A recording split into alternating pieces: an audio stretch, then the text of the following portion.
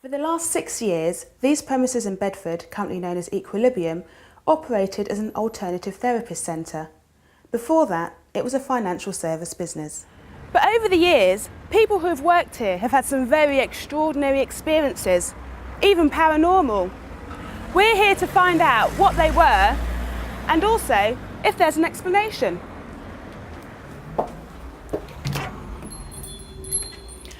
So, let's see who's been knocking at this door. Now, I know all three of you have had some sort of experiences in this shop. Shirley, what sort of experiences have you had? Well, yes, there have been strange happenings, but one that I had was when I was sitting at my desk upstairs, and I could hear this baby crying. It sounded like it was coming from a house nearby, and of course, Alexander Place just round the corner. I thought it was coming from there, and I called one of my staff who came upstairs, and I said, "How can you hear that baby cry?" And she said, "Yes, isn't it weird?" And she said, "There's been a lot of strange things happening here." And so, Linda, I know that you had an experience with a loft, I think it was, where something fell out of the loft. Tell me what happened.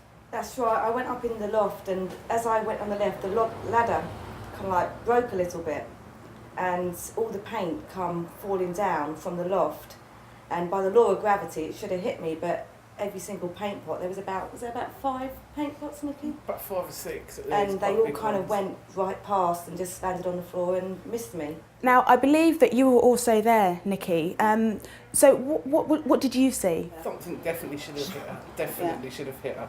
I mean, I must admit, I think I did put my hands to my face when she did fall, but when I looked and the paint was all around her, I said, have you been hit by the paint? No, she wasn't hit by any paint at all. So it would appear that there have been some strange experiences happening in this shop. But what are they? And is there any explanation? I'm here to find out. For help with this, we've turned to Archie. Archie's a psychic with a difference. Since childhood, he's been able to see and talk to people from the past, as clearly as he sees and talks to people in the present. For him, there's no difference between the dead and the living. Now, several people have had some unexplained experiences in the shop. Can you feel anything, pick up anything, or anything that might explain the incidences that they've had? There's a lady in this corner, a young lady. This lady's she's a young teenager, okay? She's quite big built, long hair, but I feel like she hasn't been looked after. She's been kept out of the way. Okay, she's 15, maybe that sort of age, but mentally retarded. She's sort of perhaps of a 2-year-old, okay? Okay. But I know that this lady in the black, I've got a man that stood behind me that's he's taller than me, he's shouting at me. What's he saying? You don't want to know what he's saying. He's swearing at me. Right. But he's collarless shirt, a big tummy with like a big belt on with a big brass buckle on it, like holding his tummy up. Right. Okay. Do you know what I mean? With like old dirty pair of trousers on, hobnail boots. I can see this guy got these boots on. But I get the impression that he abused the 15-year-old girl, and the little girl. This girl had a baby that didn't live long, a few days maybe, and I feel like it was either left to go on its own or suffocated, or they put a pillow over it, something like that. Could he have been the girl's father? I feel that he was, but he's still about now. I feel like he's in denial, but he's trying to protect it that no one knows. Yeah. That's what he's doing. Right. That's what that guy's doing. But it's funny because there's a young boy here too from another period of time. Yeah. Right. Yeah. You're talking 40s, around the 40s. 1940s. He's got on long grey shorts, sort of grey socks. It's funny, he's got on odd shoes, black shoes, but they're odd.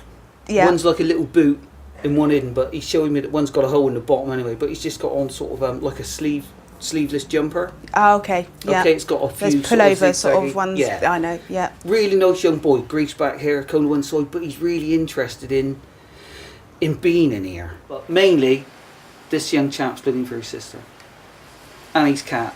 it's funny. The more I talk on that, the more it's sort of clicking to him, and he's getting upset. Okay, Oh, it's that his like- sister's not coming back. Yeah, or that he. It's just sort of it's coming to him more that she might be under the rubble. Do you know what I mean? Okay. I can just see the poor boy now crying and going home to get his mum. Right. That's what I feel like he's doing.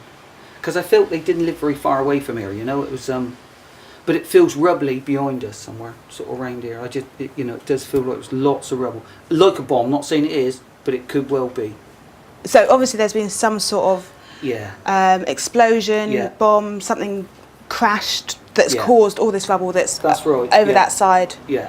of the premises. Yeah. Mary Heichel Hunt is an academic psychologist with an interest in the paranormal. Mm-hmm. So Mary, what I want to know is, what did you make of what Archie told us earlier on? It was after we had spent time here this morning, I beetled off to the library where I managed to check out a lot of what Archie actually came up with. And I can't begin to tell you how excited I am by it actually. You know, I'm really bubbling over here with excitement because Archie was actually very accurate in what he picked up. Oh. I'd like to start with the little boy first because Okay. you actually, Archie, you picked him up from the Second World War, Yeah. somewhere in the Yeah. 1940s. Right.